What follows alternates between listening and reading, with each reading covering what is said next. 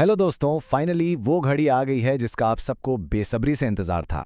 Staff selection commission ने SSC junior engineer 2025 paper 1 का result declare कर दिया है। तो चलिए फटाफट देखते हैं कि इस अनाउंसमेंट का आप सबके लिए क्या मतलब है।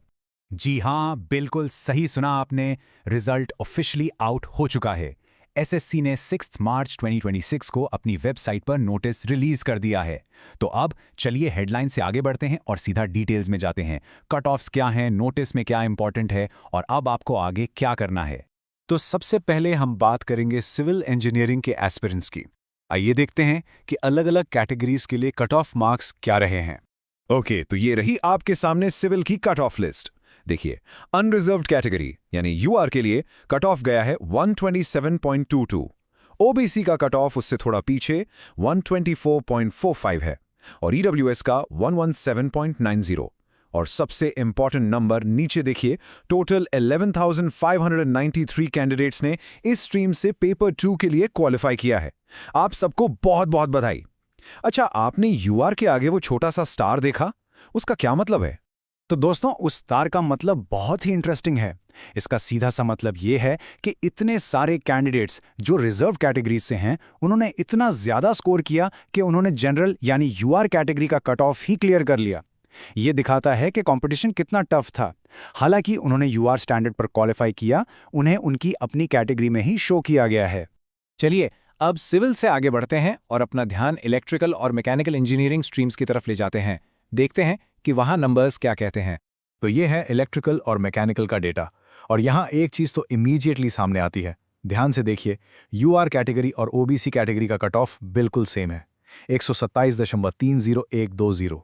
ये सच में कमाल है और दिखाता है कि ओबीसी कैटेगरी में कितना जबरदस्त कंपटीशन था। इस स्ट्रीम से टोटल 4014 कैंडिडेट्स पेपर 2 के लिए सिलेक्ट हुए हैं, और हाँ, यहां भी वो स्टार लगा हुआ है। और बिल्कुल सिविल इंजीनियरिंग की तरह ही यहां भी वही ट्रेंड है। बहुत सारे रिजर्व्ड कैटेगरी के कैंडिडेट्स ने एक बार फिर यूआर स्टैंडर्ड पर क्वालिफाई किया है, जो कि एक फैंटास्टिक अचीवमेंट है। ये साबित करता है कि पहला स्टेज क्लियर करने के लिए कितनी हाई परफॉर्मेंस की जरूरत थी। कट ऑफ स्कोर्स के अलावा ऑफिशियल नोटिस में कुछ बहुत जरूरी बातें हैं। आप कह सकते हैं द फाइन प्रिंट, जो हर एक एस्पिरेंट को पता होनी चाहिए। तो चलिए इन पॉइंट्स पर एक नजर डालते हैं। एक बहुत ही कॉमन कंफ्यूजन है कि क्वालिफाइंग मार्क्स और कट ऑफ मार्क्स में क्या फर्क है। चलिए इसे बिल्कुल क्लियर करते हैं। देखिए, क्वालिफाइंग मार्क्स तो बस एक मिनिमम स्कोर है जिससे आप डिस्क्वालीफाई ना हो, जैसे यूआर के लिए 30% यानी 60 मार्क्स।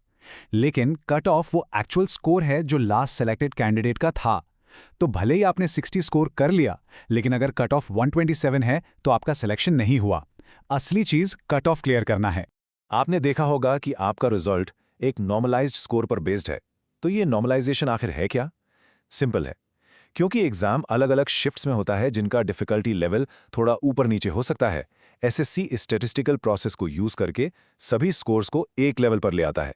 ये फेयरनेस के लिए है, ताकि किसी के साथ नाइंसाफी ना हो।